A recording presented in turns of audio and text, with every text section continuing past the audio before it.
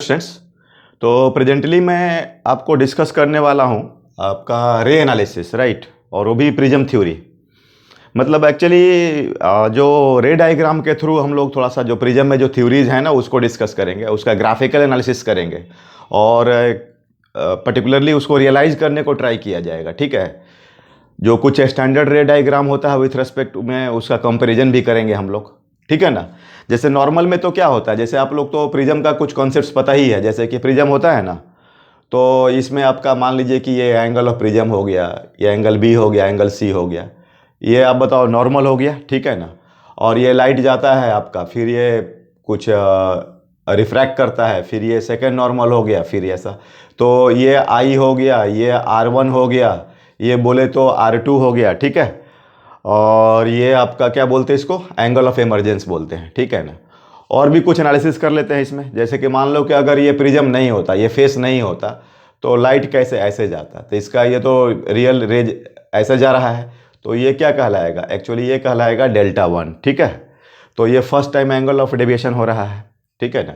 और आप चाहो तो इसको निकाल भी सकते हो। अगर I1 R1 निकल जाता है तो ये क्या बोलते हैं, R1 plus Δ1 is equal to I. तो Δ1 अगर देखा जाए तो कुछ नहीं है, I माइनस R1 है। ठीक है ना। और आप मुझे बताओ आप लोग ये कैसे निकाल पाओगे। तो उसमें आप लगा सकते हो, ये स्नेल्स लॉ अप्लाई कर लो। जैसे ये मान लो कि ये एयर है, ये 1 है, तो 1 into sine i is equal to n into sine R1, right. तो ये तो मैथमेटिकल एनालिसिस है, लेकिन अभी हमारा प्रेजेंट फोकस क्या है कि रे डायग्राम से हम लोग चीज़ों को डिस्कशन करें, ग्राफिकल एनालिसिस, उसको रियलाइज करने का ट्राई कर रहे हैं। ठीक है ना। तो अभी ये हो गया। उसी तरीके से अगर आप देखो तो ये अगर ये नहीं होता तो जाता है ऐसे, ये लाइट ऐसे जाता, लेकिन इधर आपका तो ये Δ2 हो गया है, तो ये भी हो जाएगा सेम तरीके से। और delta is equal to Δ1 plus Δ2। खैर ये तो बात अपना मतलब ये एक नॉर्मल ऐसा हो गया। ठीक है। और थोड़ा सा हम लोग इसको स्टैंडर्ड सोचते हैं थोड़ा सा। ठीक है। जैसे स्टैंडर्ड सोचते हैं, आप लोग को आइडिया भी होगा एक जैसे हमने delta is equal to Δ1 plus Δ2 अभी जस्ट हमने डिस्कशन किया। तो ये क्या है कि आपको इसमें ये मिनिमम भी हो सकता है और ये मैक्सिमम भी हो सकता है। इसका आपको ग्राफिकल एनालिसिस पता होगा आप लोगों को। जैसे ये ग्राफ ड्रॉ करते हैं ना, डेल्टा वर्सेस, अच्छा डेल्टा जो मैंने अभी दिखाया, मान लीजिए ऐसा, अगर मैं पूरा 100% लूँ, ऐसा है ये नॉर्मल। ठीक है। ये गया ऐसे, तो ये हो गया, तो ये इमरजेंस। तो प्रीवियस जो रे डायग्राम में मैंने Δ1 Δ2 अलग अलग दिखाया था। अगर ऐसा देखूँ तो ओवरऑल में देखूँ तो इसको हम बोलेंगे डेल्टा। ठीक है ना। अब ये थोड़ा हम लोग इस पर बात करने वाले हैं और इसका रे एनालिसिस करेंगे कि ये डेल्टा मिनिमम कब होता है, इसका कंडीशंस कब होता है, जब आपका आई और ई बराबर हो। ठीक है ना। और R1 और R2 बराबर हो। और एक ये ज्योमेट्रिकल थ्योरी है, R1 plus R2 is equal to A होता है। तो इसका मतलब ये a/2 होगा। जब ये दोनों बराबर होंगे तो ये a/2 होगा। तो ये मैथमेटिकल एनालिसिस। ठीक है। तो डेल्टा का, तो इसमें जैसे कि आप ग्राफिकल इसका देखो, delta versus I, right, delta versus I. तो इसमें तो आइडिया है आपको। जैसे ये ले लो आप, ये आई हो गया और ये डेल्टा हो गया। कुछ ग्राफ इस तरह का आता है। ठीक है ना। तो इसमें ये देखते हैं हम लोग कि अगर आई इज इक्वल टू ई, मतलब आपको इस केस में, या बोल सकते हो लेट आई नॉट मान लो, तो इस केस में अपन डेल्टा क्या हो रहा है, मिनिमम मिल रहा है। ठीक है ना। डेल्टा क्या रहा है, मिल रहा है आपका मिनिमम मिल रहा है। अच्छा, वन थिंग मोर, ये देखिएगा इस तरह से एकदम बिल्कुल ये दोनों सेम है ना। तो एक और भी हमें एनालिसिस मिल रहा है इसमें कि ये देखे तो ये हो जाएगा, बोलो, डेल्टा मैक्सिमम। क्या हो जाएगा, डेल्टा मैक्सिमम। तो ये दो जगह हमको मिलने वाला है। एक आपका यहाँ पर आई, और यहाँ पर आई जो होगा वो 90 डिग्री। ठीक है ना। आई इज इक्वल टू 90 डिग्री। और एक इसके कोरस्पॉन्डिंग हमको क्या मिलेगा, इमरजेंस एंगल मिलेगा। ठीक है ना। ई मिलने वाला है।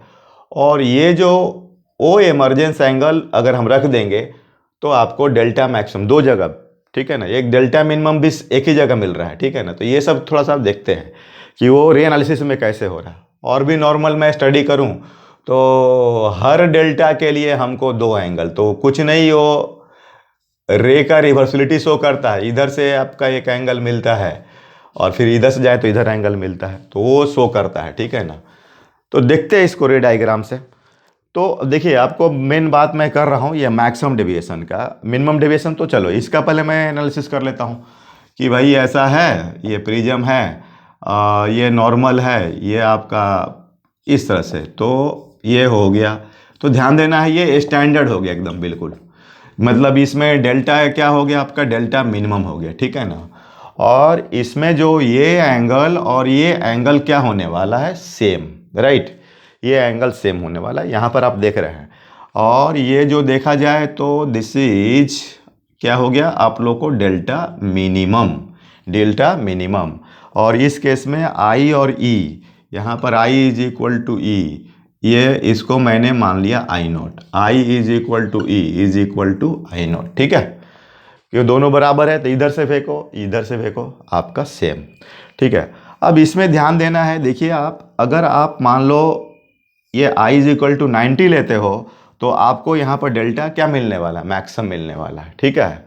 तो थोड़ा उसका रे डायग्राम ड्रॉ करते हैं, तो उसका भी देख ले हम लोग फटाफट, है ना। ये तो आपको समझ में आ गया। इसमें ध्यान देना है कि ये रे जो होता है, जब मिनिमम में ray is parallel to the base, ये आपका पैरेलल होता है, ठीक है। अब उसके कंपेयर में करेंगे कि भाई क्या हो रहा है। अब देखिए 90 डिग्री पर ड्रॉ करते हैं, तो 90 डिग्री पर अगर ड्रॉ करें तो उसका रे डायग्राम कैसा होने वाला है, ठीक है। 90 डिग्री पर ऐसा ले लें आप, ठीक है ना, 90 डिग्री पर। तो चलो आप ये देख लो, मतलब ये ऐसा है कि थोड़ा सा हल्का सा कम लेना पड़ेगा, अगर फिर मतलब 89.9 समथिंग, जैसे जस्ट ग्रेजिंग थोड़ा टाइप का, ये मान लो ऐसा है। तो आप अगर इस तरह से लेते हो ये, तो मान के चलो ये टेंडिंग टू 90 डिग्री हो गया, ठीक है ना। और ये जो आपका स्टैंडर्ड जो है वो ये आई नॉट वाला है, ठीक है ना, मतलब ये डेल्टा मिनिमम वाला है। लेकिन आपको पता है कि अब ये थोड़ा सा लाइट क्या आ जाएगा, इसका एक्चुअली जाना चाहिए था ऐसे, तो ये जाना चाहिए था ऐसे, लेकिन वो थोड़ा सा मान के चलो, अगर आप ऐसा फील कर रहे हो तो कुछ इस तरीके से आएगा। और ये आपका एंगल क्या होगा, सी होगा, ठीक है। और उसके बाद फिर आपको ये नॉर्मल हो गया, ठीक है, नॉर्मल हो गया। तो अब इसको जाना चाहिए था ऐसे, लेकिन ये आने वाला ऐसा, ठीक है। और ये हो गया इमरजेंस एंगल, ठीक है ना। और आप ऐसा देख रहे हैं, अगर इसको देखा जाए अगर, तो ये हो गया अपन को डेल्टा मैक्सिमम। क्या हो गया, ये डेल्टा मैक्सिमम। समझ में आ गया आप लोग को। तो देखिए ये वाला के करस्पॉन्डिंग जो ये डेल्टा मैक्सिमम मिल रहा था उसको मैंने दिखा दिया, ठीक है ना। एंगल ऑफ इंसिडेंस कितना लिया है, 90 लिया है, ठीक है। अब मैं क्या करता हूँ कि अब मैं इधर नीचे इधर की तरफ आ रहा हूँ, तो फिर हमें ये आई नॉट मिलने वाला, और फिर मतलब अब मैं इसको रिड्यूस करने वाला हूँ। ये तो एकदम लास्ट हमारा टर्मिनल पॉइंट चला गया। अब मैं धीरे धीरे इसको घटाऊंगा, तो एक बार मुझे आई नॉट मिलेगा, फिर घटाऊंगा तो हमारा क्या मिलने वाला है, ठीक है। ये आपको यहाँ पर भी जाकर के डेल्टा मैक्स मिलने वाला है, ठीक है। अच्छा, अब मैं करता हूँ, आप लोग को मैं बताता हूँ कि जैसे कि ये देखिए, ये हमारा क्या है बोलो आप लोग, ये हमारा और स्टैंडर्ड वाला है, ये स्टैंडर्ड रे डायग्राम, ठीक है ना।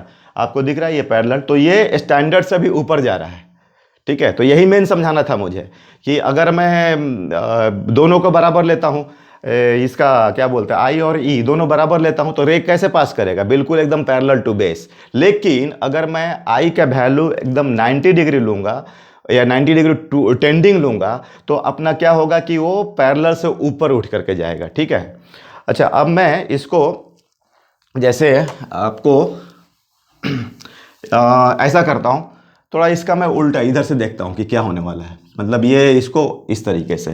तो अगर ऐसा देखा जाए, तो अगर ये है आपको लाइट ऐसा सॉरी ऐसा जा रहा है ये वाला, और रिट्रेस करेगा, तो उस तरीके से देखा जाए तो देखिए ये हमारा अगर देखे, तो अब मैं क्या कर रहा हूँ कि ये जो इमरजेंस एंगल जो मिला है ना 90 डिग्री के कोरस्पॉन्डिंग, उसको मैं एंगल ऑफ इंसिडेंस मान रहा हूँ, ठीक है ना। ये जो है ई को एज ए एंगल ऑफ क्या ले रहा हूँ मैं, इंसिडेंस। क्या ले रहा हूँ मैं, एंगल ऑफ इंसिडेंस, ठीक है, तब मैं देख रहा हूँ कि क्या हो रहा है, ठीक है ना, क्योंकि हम लोग को देख रहे हैं ग्राफ में क्या है कि आपको ग्राफ में देख लीजिए कि ये आई 90 लिया हुआ है और इसका जो इमरजेंस एंगल है वही इमरजेंस एंगल यहाँ पर रखेंगे तो डेल्टा का दो वैल्यू एक ही वैल्यू मिलने वाला है। तो इसलिए मैं रिट्रेस कर रहा हूँ इसको।